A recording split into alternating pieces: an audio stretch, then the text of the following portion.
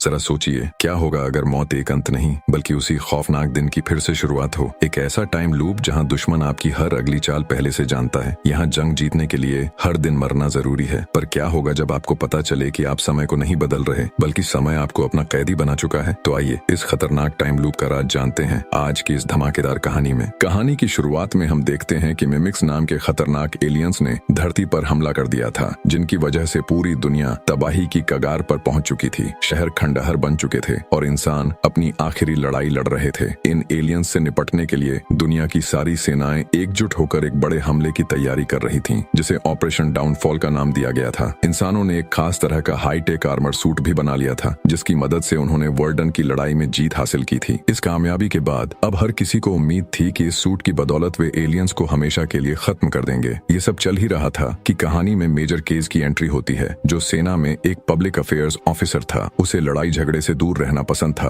और उसका काम सिर्फ सेना का नाम अच्छा बनाए रखना था। उसे लंदन में जनरल ब्रिंघम से मिलने के लिए बुलाया गया। जनरल ने उसे बताया कि ऑपरेशन डाउनफॉल इतिहास का सबसे बड़ा हमला होने वाला है और केस को भी अपनी कैमरा टीम के साथ लड़ाई के मैदान में पहली टुकड़ी के साथ उतरना होगा। ये सुनते ही केस के होश उड़ गए, क्योंकि उसने अपनी पूरी जिंदगी में कभी हथियार नहीं उठाया था। उसने जनरल को समझाने की कोशिश की कि वो लड़ाई के लिए नहीं बना है, उसका काम तो बस बातें बनाना है। केस ने यहाँ तक कह दिया कि अगर उसे लड़ाई में भेजा गया और सैनिक मारे गए तो वो पूरी दुनिया के सामने जनरल को ही दोषी ठहरा देगा। लेकिन जनरल पर उसकी इस धमकी का कोई असर नहीं हुआ और उसने अपने गार्ड्स को बुलाकर केस को गिरफ्तार करने का हुक्म दे दिया। केस ने भागने की कोशिश की, लेकिन उसे बिजली का झटका देकर बेहोश कर दिया गया। अगली सुबह जब केस की आंख खुली तो एक सार्जेंट उसे लात मारकर जगा रहा था। उसने खुद को एक मिलिट्री बेस पर पाया, जहां हजारों सैनिक ऑपरेशन डाउनफॉल के लिए तैयार हो रहे थे। केस ने घबराकर सार्जेंट को बताया कि वो एक ऑफिसर है और उसे गलती से यहाँ लाया गया है, लेकिन उसकी बात किसी ने नहीं सुनी। दरअसल जनरल ने उसके साथ एक चिट्ठी भी भेजी थी, जिसमें साफ साफ लिखा था कि केस एक भगोड़ा है जो एक ऑफिसर होने का नाटक कर रहा है और वो यहाँ से भागने के लिए किसी भी हद तक जा सकता है। सार्जेंट फेरेल ने केस को बताया कि जंग ही हर मसले का हल होती है, एक ऐसी आग जिसमें तप कर ही असली हीरो बनते हैं। इसके बाद केस को जबरदस्ती जे स्क्वाड नाम के सैनिकों के एक ग्रुप में शामिल कर दिया गया। सार्जेंट फेरेल ने पूरी टीम को चेतावनी दी कि अगर केस ने भागने की जरा भी कोशिश की तो उसे बख्शा न जाए। अगली सुबह सभी सैनिक अपने हाईटेक सूट पहनकर जंग के लिए तैयार हो रहे थे, लेकिन केस के लिए यह सब बिल्कुल नया था। उसे न तो सूट पहनना आता था और न ही अपने हथियार के सेफ्टी लॉक को खोलना। उसके साथ ही सैनिक उसका मजाक उड़ा रहे थे, क्योंकि वो समझ गए थे कि केस ने पहले कभी जंग नहीं देखी। जब सभी सैनिक एयरक्राफ्ट से नीचे कूदने की तैयारी कर रहे थे तो हर तरफ अफरा तफरी का माहौल था। मिमिक्स ने उनके एयरक्राफ्ट पर हमला कर दिया था और सैनिकों को पैराशूट से नीचे कूदना पड़ रहा था। नीचे पहुंचते ही एक भयानक लड़ाई शुरू हो गई। मिमिक्स बेरहमी से सैनिकों को मार रहे थे। केस के सामने भी एक मिमिक आ गया, लेकिन वो घबराहट में गोली नहीं चला पाया, क्योंकि उसे अपने हथियार का सेफ्टी लॉक खोलना नहीं आ रहा था। जैसे ही वो एलियन उस पर झपटने वाला था, किस्मत से उसके हथियार का सेफ्टी लॉक अपने आप खुल गया और उसने उस मिमिक को गोलियों से भून डाला। यह उसकी जिंदगी की पहली जीत थी, जिसे देखकर वो खुशी से चिल्ला उठा। लेकिन उसकी यह खुशी बस कुछ पलों की ही मेहमान थी। तभी एक दूसरा मिमिक, जो बाकियों से कहीं ज्यादा बड़ा और नीले रंग का था, उसकी तरफ दौड़ने लगा। केस ने अपनी जान बचाने के लिए पास पड़ा एक बम उठाया और उस एलियन की तरफ फेंक दिया। उस धमाके में वो खतरनाक मिमिक तो मारा गया, लेकिन उसकी चपेट में आने से केस की भी मौत हो गई। लेकिन अगले ही पल केस की आंखें फिर से खुली। उसने खुद को उसी मिलिट्री बेस पर पाया और वही सार्जेंट फेरेल उसे लात मारकर उठा रहा था। सब कुछ वैसा ही हो रहा था जैसा एक दिन पहले हुआ था।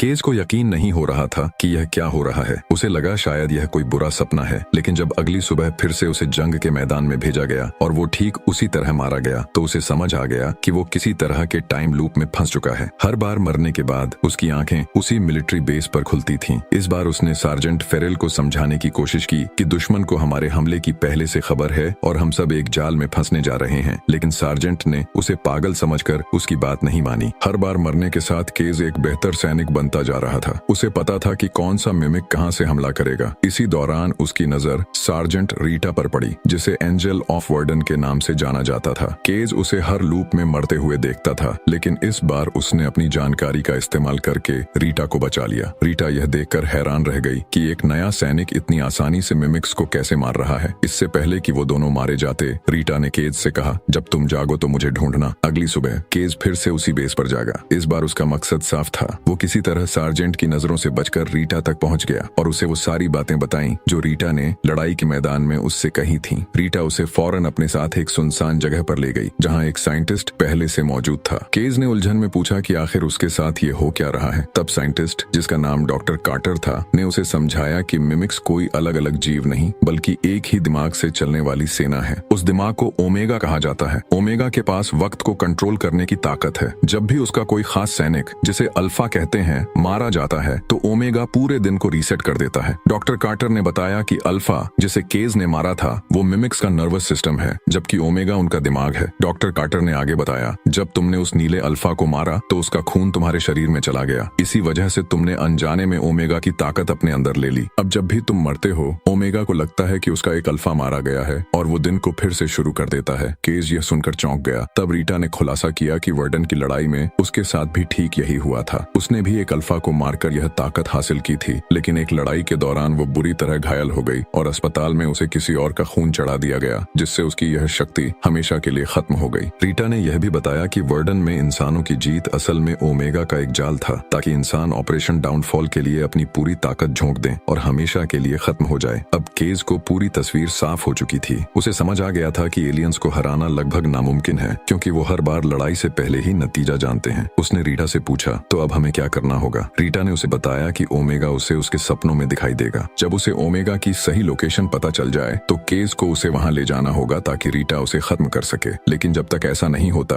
केज को लड़ाई के मैदान में हर रोज मरना होगा ताकि दिन रीसेट होता रहे। केज ने जवाब दिया कि भले ही उसे लोकेशन पता चल जाए, लेकिन वो उसे उस खतरनाक जंग के मैदान से बाहर नहीं निकाल सकता जहां हर तरफ मौत का साया है। उसे तो लड़ाई की ट्रेनिंग भी नहीं मिली है। रीटा ने उसे भरोसा दिलाया और कहा, लड़ना मैं तुम्हें सिखाऊंगी। इसके बाद रीटा ने केज को ट्रेनिंग देना शुरू कर दिया। वो उसे हर दिन एक ही लड़ाई में बार बार भेजती। केज कई बार घायल होता और हर बार रीटा उसे खुद मार देती ताकि दिन फिर से शुरू हो सके। रीटा ने उसे सख्त चेतावनी दी कि अगर वो कभी लड़ाई में बुरी तरह जख्मी हो जाए तो उसे किसी भी हाल में खून नहीं चढ़ने देना है, वरना ओमेगा से उसका कनेक्शन टूट जाएगा और वो यह ताकत हमेशा के लिए खो देगा। धीरे धीरे केज एक माहिर सैनिक बन गया। वो हर दिन रीटा के साथ लड़ाई के मैदान से निकलने की कोशिश करता, लेकिन हर बार रीटा मारी जाती और केज को खुद को मारना पड़ता ताकि दिन रीसेट हो सके। इस दौरान महीनों तक एक साथ रहने और लड़ने की वजह से केज को रीटा से प्यार हो गया, लेकिन रीटा के लिए हर दिन एक नई शुरुआत थी। उसे पिछली कोई बात याद नहीं रहती थी, इसीलिए उसके दिल में केज के लिए कोई भावना नहीं थी। आखिरकार एक दिन केज उसे उस मौत के मैदान से निकालने में कामयाब हो गया। वो दोनों आगे बढ़ते रहे, लेकिन रास्ते में उनकी गाड़ी का पेट्रोल खत्म हो गया और उनके सूट की बैटरी भी जवाब दे गई। पैदल चलते चलते वो एक पुराने फार्म हाउस तक पहुंचे, जहां एक हेलीकॉप्टर खड़ा था, लेकिन उसकी चाबी कहीं नहीं मिल रही थी। केज ने रीटा से कहा कि वो आराम करे, तब तक वो कॉफी बना कर लाता है। जब केज कॉफी लेकर आया और रीटा के कप में 3 चम्मच चीनी डाली तो रीटा चौंक गई। उसे एहसास हुआ कि केज को उसकी पसंद नापसंद इतनी अच्छी तरह कैसे पता है। उसे समझ आ गया कि वो दोनों इस जगह पर पहले भी कई बार आ चुके हैं। तभी केज ने हेलीकॉप्टर की चाबियां निकाली।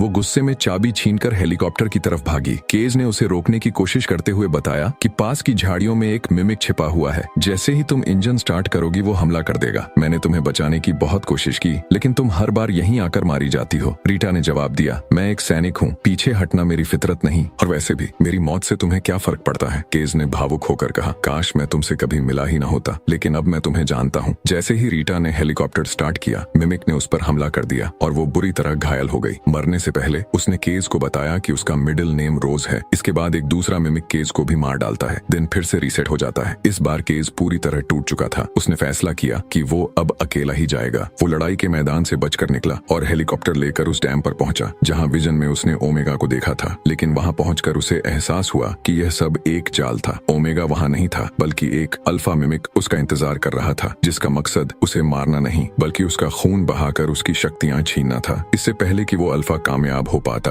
केज ने खुद को पानी में डुबोकर अपनी जान दे दी। जैसे ही दिन दोबारा शुरू हुआ, केज फौरन रीटा और डॉक्टर कार्टर के पास पहुंचा और उन्हें पूरी कहानी बताई। उसने समझाया कि ओमेगा के विजन एक जाल थे ताकि वो उसका खून बहाकर उसकी शक्तियां छीन सकें। अब उनके सामने सबसे बड़ा सवाल यह था कि ओमेगा की असली लोकेशन का पता कैसे लगाया जाए। तभी डॉक्टर कार्टर को याद आया कि उसने एक खास डिवाइस बनाई थी, जिसे अगर किसी अल्फा मिमिक के शरीर में लगा दिया जाए तो यह डिवाइस सीधे ओमेगा के दिमाग से जुड़ जाएगी और उसकी असली लोकेशन बता देगी। लेकिन मुश्किल यह थी कि उनके पास कोई जिंदा अल्फा मिमिक नहीं था। तभी रीटा ने मुस्कुराते हुए केज की तरफ देखा और कहा, हमारे पास केज है जो खुद एक अल्फा की तरह है। उनकी सबसे बड़ी चुनौती यह थी कि वो डिवाइस जनरल ब्रिंघम के पास था, जिसने केज को जबरदस्ती इस जंग में धकेला था। केज और रीटा किसी तरह जनरल के ऑफिस में घुस गए। जनरल उन्हें देखकर हैरान रह गया। गया। केज ने उसे सब कुछ समझाने की कोशिश की, यहाँ तक कि उसने जनरल के सेक्रेटरी के बेटे का नाम और उसकी पोस्टिंग की जगह भी बता दी, जो ऑस्ट्रेलिया में थी। उसने यह भी बताया कि जनरल को कुछ ही देर में मेजर जनरल ब्यूमॉन्ट का फोन आने वाला है, जिनकी फ्लाइट खराब मौसम की वजह से लेट हो गई है। यह सब सुनकर जनरल को यकीन हो गया कि केज सच कह रहा है, लेकिन फिर भी उसने डिवाइस देने से इनकार कर दिया। मजबूरन केज और रीटा ने जनरल को धमकाकर डिवाइस हासिल कर लिया। जैसे ही वो ऑफिस से बाहर निकले, सैनिकों ने उन्हें चारों तरफ से घेर लिया। वो किसी तरह एक गाड़ी में बैठकर वहां से भाग निकले। गाड़ी में रीटा ने वो डिवाइस केज के पैर में लगा दिया। डिवाइस के लगते ही केज को एक जोरदार विजन आया और उसे पता चल गया कि ओमेगा पेरिस के लूवर म्यूजियम के नीचे